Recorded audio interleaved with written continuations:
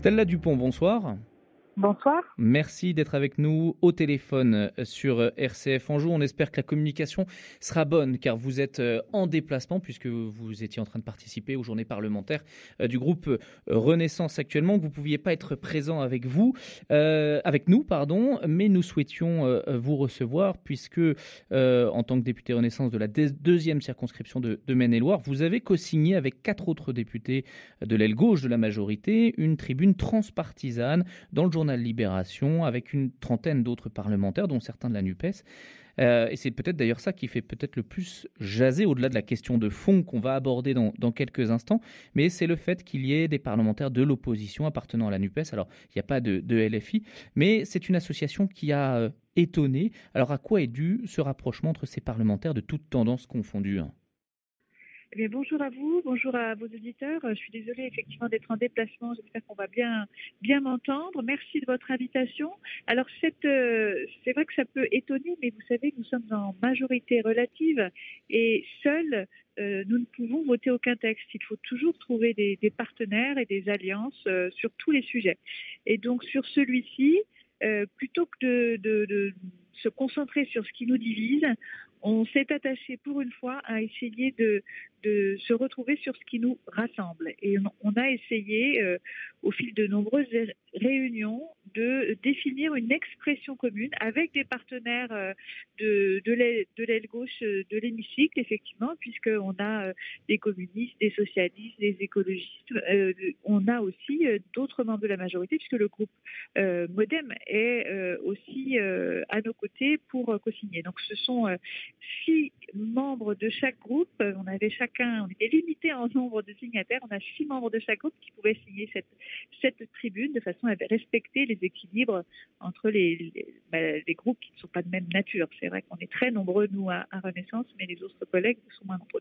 Donc voilà, c'est cette volonté de se retrouver sur nos points d'accord, pour une fois, sortir des postures politiques pour, face à des problèmes réels et des difficultés que rencontrent les Français, et en l'occurrence des étrangers aussi, qui travaillent sur notre territoire, et bien d'apporter des solutions, et des solutions urgentes parce qu'on en a besoin. Mais Stella Dupont, donc vous cherchez des accords, puisque vous l'avez dit, vous êtes dans une majorité relative, mais on a bien vu qu'Emmanuel Macron cherchait aussi un accord avec les LR sur cette question du projet de loi immigration dont fait partie cet article 3. Eux semblent bloqués justement sur cet article 3. Est-ce que vous n'avez pas l'impression de mettre un petit peu des bâtons dans les roues d'Emmanuel Macron, qui lui cherche plutôt à trouver une alliance visiblement avec les LR, mais vous réaffirmez finalement votre ligne rouge de conserver cet article 3, de vouloir régulariser les immigrés sans papier qui pourraient travailler dans des secteurs sous tension. Effectivement, le travail parlementaire, on doit ouvrir les portes, les fenêtres en ce moment pour trouver justement ces accords. Le gouvernement discute avec les Républicains, c'est une bonne chose. Les députés discutent aussi avec les Républicains, c'est une bonne chose, parce qu'il y a différents volets dans ce texte. Et pour notre part, on a souhaité se tourner vers la gauche en capacité d'avoir une position, je dirais, pragmatique et de ne pas être fermé sur une position radicale et systématique. C'est pour ça d'ailleurs que la France Insoumise ne nous a pas suivis dans cette sortir des postures, c'était vraiment important. Et de toute façon, les LR seraient pas d'accord de toute façon. Voilà, on n'est pas contre-productif, c'est pas contre-productif, c'est complémentaire en définitive, parce qu'il y a un volet sécuritaire dans le texte pour faire en sorte qu'on puisse de façon plus rapide expulser des étrangers délinquants qui sont un risque pour l'ordre public, un risque grave pour l'ordre public dans notre pays.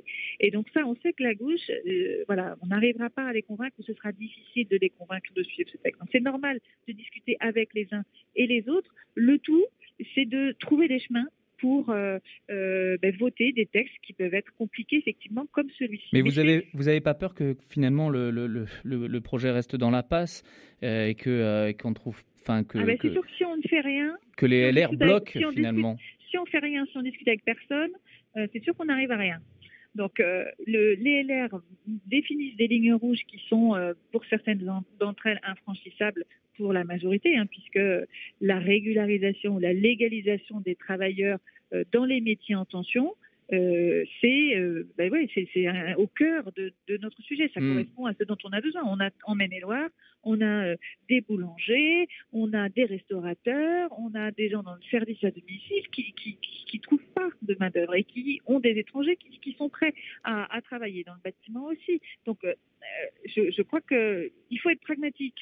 Il ne s'agissait pas de régularisation massive, donc ça, la droite elle est satisfaite quelque part, c'est pas ça du tout notre sujet, mais c'est d'être pragmatique, de regarder quels sont nos problèmes aujourd'hui et d'y apporter les solutions les plus adaptées possibles. Justement, vous parlez de la droite, cette ligne rouge, depuis quelques jours, elle vous critique fortement, depuis la publication de cette tribune. Vous n'êtes pas sans savoir, on vient d'en parler d'ailleurs, on entendait ça dans le journal de Radio Vatican juste avant, entre 6 000 et 7 000 migrants sont arrivés sur l'île italienne de Lampedusa.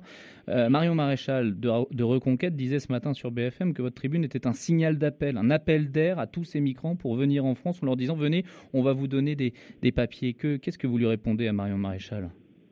C'est pas ça du tout la réalité de notre pays. Ce qui génère malheureusement des départs et des mouvements migratoires, c'est en aucune manière ce que peut faire la France aujourd'hui sur ses métiers en tension ou ce que peut faire d'autres pays. C'est les désordres du monde, c'est les guerres, c'est les sécheresses, les catastrophes climatiques qui font l'actualité. C'est ça aussi, c'est ça la réalité.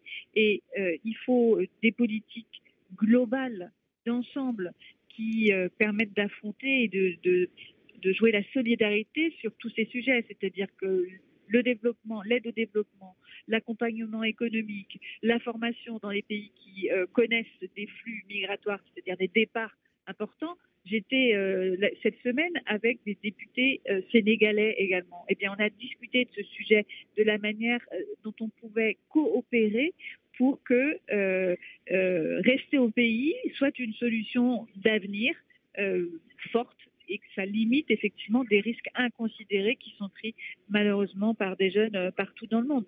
Mais c'est pas le fait que la France objectivement se rende compte qu'elle a besoin de ressources extérieures et d'immigration. On en a toujours eu et on en aura certainement demain. C'est la réalité de notre pays qui va générer des départs massif comme on l'a connu effectivement hier à Lampedusa. Stella Dupont, on entendait aussi ce matin sur CNews le président du Conseil régional des Hauts-de-France, Xavier Bertrand, qui lui était effectivement contre aussi votre tribune, qui voit ça aussi comme un appel d'air, tout comme Marion Maréchal, et qui proposait une autre solution que la régularisation, c'était instaurer des quotas par métier et par nationalité. Qu'est-ce que vous en pensez ?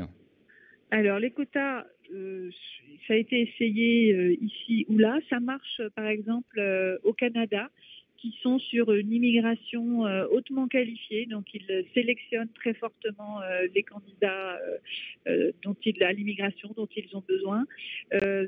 À d'autres endroits, ça n'a pas marché parce que quand on fixe un chiffre, eh bien, c'est toujours trop pour effectivement les gens conservateurs de droite, d'extrême droite, et c'est jamais assez pour la gauche. Donc ça crée beaucoup de mécontentement. Donc je ne sais pas si c'est la solution dont on a besoin pour nos métiers en tension. Enfin, je crois même que c'est pas la solution parce que nous on s'adresse non pas des étrangers qui sont ailleurs, on s'adresse aux étrangers qui sont dans notre pays aujourd'hui, qui sont intégrés et qui travaillent parfois depuis de très nombreuses années et qui vivent dans la précarité aujourd'hui. Mais Xavier Bertrand le disait ce matin là sur CNews, il disait il faut respecter la loi.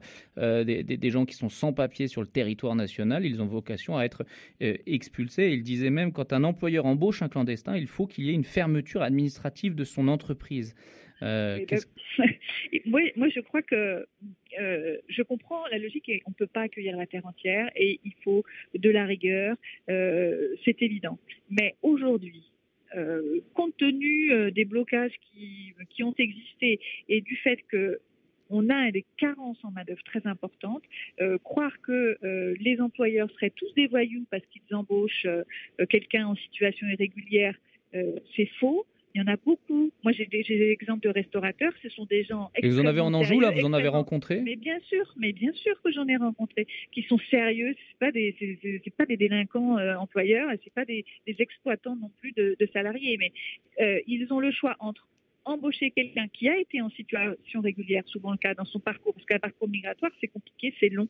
Et il peut y avoir certains d'entre eux qui ont été formés, par exemple, en France, qui ont été apprentis en France, et qui, à un moment donné, leur titre n'est pas renouvelé. Donc, ils ne sont plus en situation régulière. Mais ils ont une expertise, une capacité à répondre aux besoins de nos restaurateurs, pour rester sur cet exemple-là. Vous pourrez faire la même chose sur les boulangers.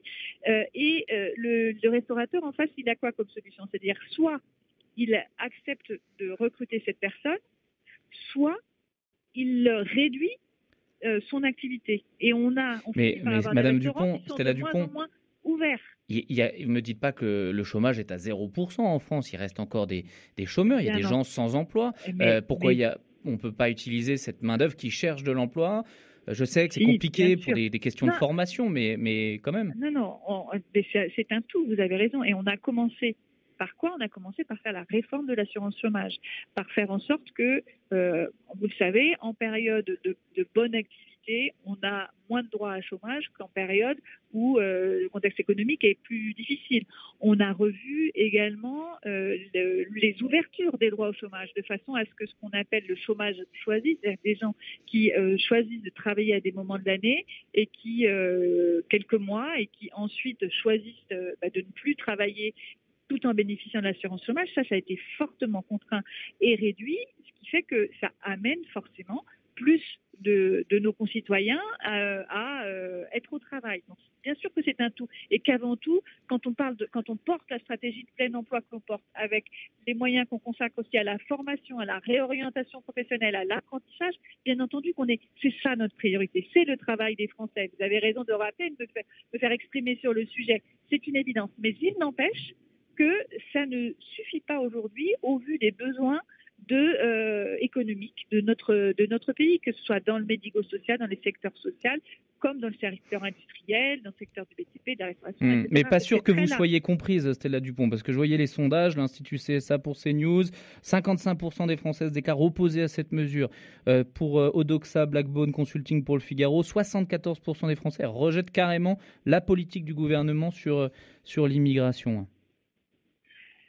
C'est vrai que c'est un sujet compliqué et c'est difficile de mettre les mots, puisque très vite il est instrumentalisé, ce sujet. C'est une réalité. On agite les peurs avec l'immigration, et effectivement, quand on voit plusieurs milliers de personnes qui arrivent à Lampedusa, eh bien ça fait peur. On se dit, mais où vont aller ces personnes?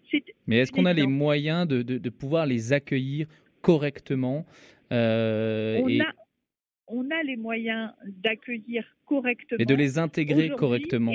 Et de les intégrer correctement aujourd'hui, je le pense, à partir du moment où on a une solidarité européenne, un équilibre dans l'accueil comme un équilibre dans notre pays, c'est-à-dire qu'on ne doit pas concentrer les arrivées dans telle ou telle région, on doit avoir un accueil partout, en ville, en ruralité, parce que la capacité à accueillir, elle ne fonctionne que s'il y a cet équilibre effectivement dans l'accueil. Mais on a des possibilités. Stella Dupont. Je n'ai plus. Oui. Je termine sur ce sujet immigration, mais vous participez aux journées parlementaires Renaissance aujourd'hui. Alors vous êtes une députée Renaissance, mais à l'Assemblée vous faites partie du groupe apparenté. Alors encore avec cette tribune, est-ce que vous affirmez un petit peu plus votre indépendance par rapport au parti Renaissance ? Non, je suis effectivement députée du parti politique En Commun, c'est un parti politique concentré justement sur les questions sociales et écologiques, mais membre du groupe Renaissance dans la majorité. Mais notre majorité, c'est vrai qu'elle est plurielle, il y a différentes sensibilités. Ben, je comprends, c'est vrai que c'est pas ça. Mais chercher des... Non, mais je veux dire, vous étiez pas mal vu aujourd'hui aux journées parlementaires, non? C'était pas un peu tendu? Pas mal vu. Mais non, on n'est pas mal vu. Ça aurait été mal vu si, bien entendu, j'avais proposé des choses totalement différentes de ce sur quoi on travaille. On propose les métiers en tension qui sont dans le projet de loi que Gérald Darmanin et Olivier Dussopt ont présenté il y a plusieurs mois. Stella Dupont. Donc on reste sur le fond de ce qui nous réunit, au contraire. Donc non, on est dans le travail parlementaire, dans la recherche de partenaires pour le plus vite possible arriver à aboutir. Stella Dupont, merci beaucoup d'avoir répondu à nos questions. Je rappelle donc que vous êtes signataire de cette tribune qui demande la régularisation des immigrés sans papier afin qu'ils puissent travailler dans les secteurs professionnels en tension. Je rappelle donc que vous êtes député de la 2e circonscription de Maine-et-Loire.